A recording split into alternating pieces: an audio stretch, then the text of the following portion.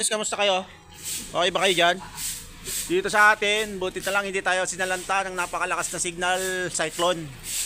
Okay na okay po. Ito, ano lang, ito mga nalaglag na dahon. Si Bayo. Ay! Ano, binaha ba doon? Hanggang leg? Eh, ganun talaga. Ay, board na kayo. Naayos na ito. Hakutin namin mga ka-business. Laos ako, isasako na lang. Para pag dumating yung ano, magbabasura, masako siya. Yan. Business, kamusta yung ano, mga sinalanta dyan na maraming parting San Duanes po. Ang tinamaan talaga ng matinding ano, bagyo at saka sa Dait, yan, kila Kuya Bal. Ingat po sa mga kalingap natin dyan. Yung idol mo doon? Wala, si Kuya Bal lang. Ha? Yung idol mo sa Bicol? Wala. Si Kuya Bal yan, sila Kalingap Rab, yun. Ingat po kayo dyan. Yan, winawalis namin to, hakutin namin. Sa Kanibay. At kanina umaraw na po mga ka-business. Araw, tapos ulan na naman. Butit, pasalamat tayo sa Panginoon Diyos na hindi talaga ganun kalakas yung umano dito. At sana palabas na nga siya. Yun, Uwan, labas ka na para marami na naapektuhan dito sa Philippine Area of Responsibility. Tama na yung iyong dilubyong dinulot. At para makapagsimula ulit. So yun mga kabisnes, akuti lang namin to ni Bay. Balikan ko kayo. Yan. Alright. Pangalang araw ng bagyong si Uwan ba yun? Yun, walis tayo at medyo maraming dahon na nalaglag sa mga puno.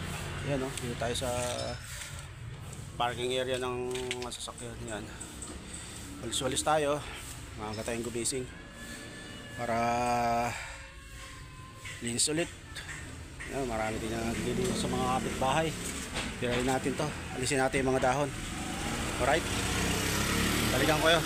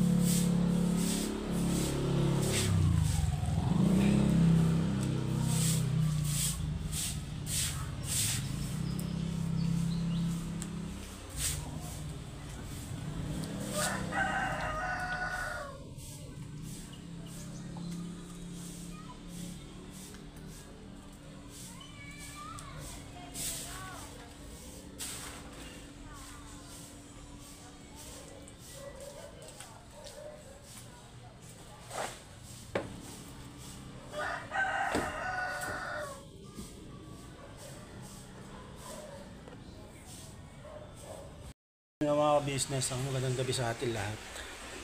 Wala yung katuloy yung video ko at wala akong masyadong vlog ngayong araw. Hindi naman kami umalis dito ng bahay. Pinarada ko lang yung aking motor at nilinisan kanina, hindi ko na na-vlog. So yun, medyo hangin-hangin na lang at saka konting lang yung ngayong gabi na po kasi dito. Medyo nag-iisip-isip lang ako ng mga bagay-bagay, mga pangyayari. Hirap, di ba? Ang hirap ng yung ganitong paano ba? Yung mararanasan mong walang kadahi-dahilan bigla kang makakaramdam ng lungkot. Bakit kaya, no? So nalalabanan ko naman mga ka-business. At syempre hindi naman nagkukulang sila kuya, sila ate, mga kasama ko dito sa bahay, para ko, suportahan ako sa mga at bigyan ng advice, palakasin yung loob. Malungkot lang talaga yung sobrang nararamdaman ko, yung malungkot, pero nilalabanan ko kasi nilalabanan ko siya. Tsaka naisip ko lang din mga business, iiwanan ko kayo ng tanong mamaya. Para sa lahat, lalo na sa panahong mga ganito, diba, napakarami nang nangyayari sa ating mundo, di lang dito sa Pilipinas, sa buong mundo. Mga digmaan yan, kalamidad. Hindi natin alam ating buhay kung hanggang kailan mag-i-stay dito sa mundong ibabaw. Kaya yun, sabi nga, tama yun, piliin natin maging masaya sa buhay natin, yung wala tayong ginagawang mali, wala tayong inaapakang tao, wala tayong nasasaktan, nadamdamin. Puro kapayapaan, pagmamahal lang, no? Yung ating iisipin, lalo na yung makapagbitaw ka ng di ba, mga hindi magagandang salita sa kapwa mo, na wala namang ginagawa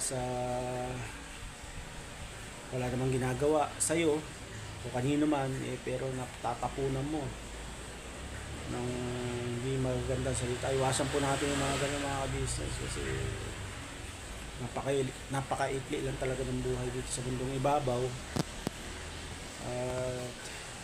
Ito yung aking naisip na tanong mga ka-business, para sa lahat. Halimbawang ikaw bilang isang individual na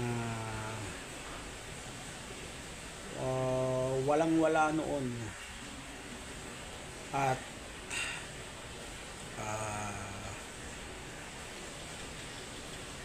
walang-wala noon, tapos may isang taong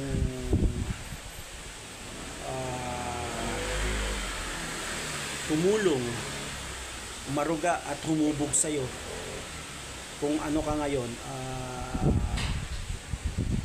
tama po ba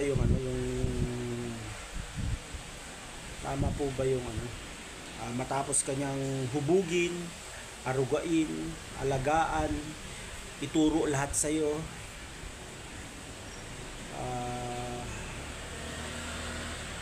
at syempre ilabas kung ano yung talento mo na dati hindi mo nagagawa. Magagawa nyo po kayang bastusin at direspetuhin, baliwalain yung taong gumawa sa inyo ng ganung tulong na ibinigay ang lahat?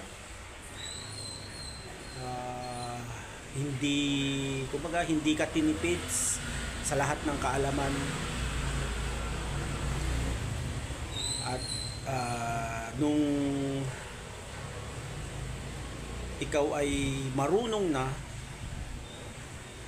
at nagkaroon ng konting problema, hindi pagkakaunawaan,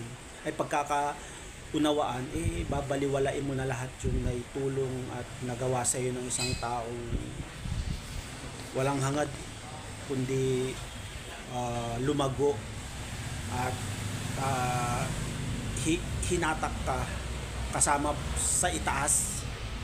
Magagawa nyo po ba mga kabisis na magalit, baliwalain, bastusin at di irespeto ang taong tumulong, humubog at nag-uruga hindi lang sa'yo kundi sa buong pamilya mo?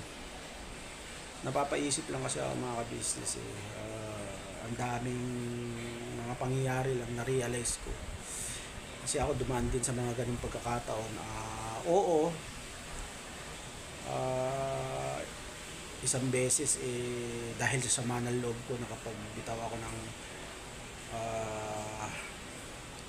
hindi naman masakit na salita, kung ba nailabas ko lang sa loob ko, pero hindi ako nagtanim ng galit at hindi ko dinesrespect yung taong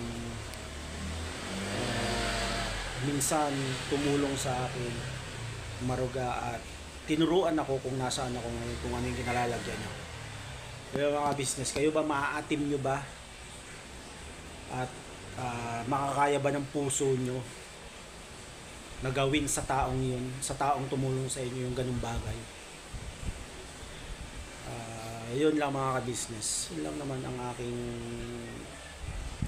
iiwang tanong sa inyo. Kasi talagang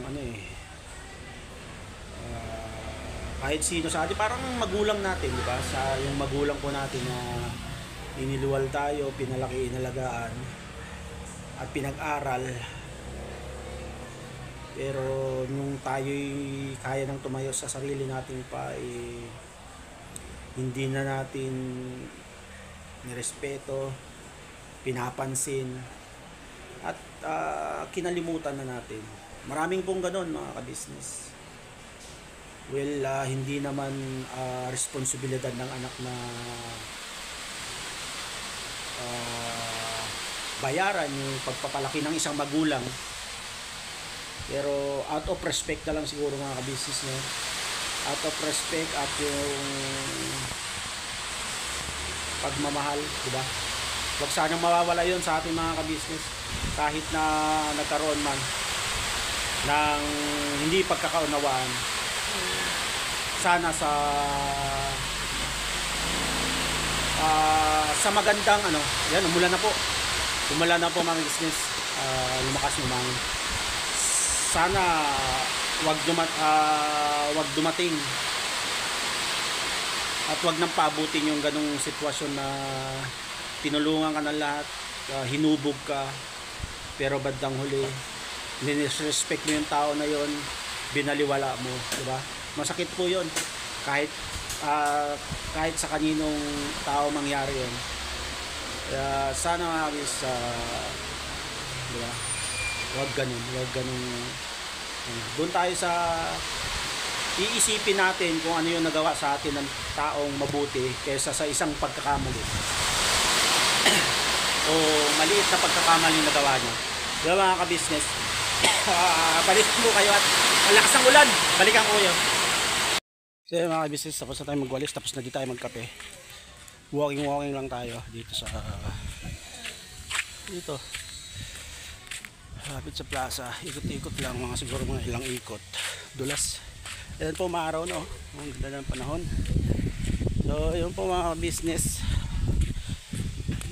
tulad nga ng aking iniwan na tanong at ang banggit na para sa lahat ang katanungan yun, siguro sa akin mas piliin natin ang magpatawad, tanggapin ang ating pagkakamali, wag tayo magkimkim ng sama ng loob, at wag nating hahayaang masira yung taong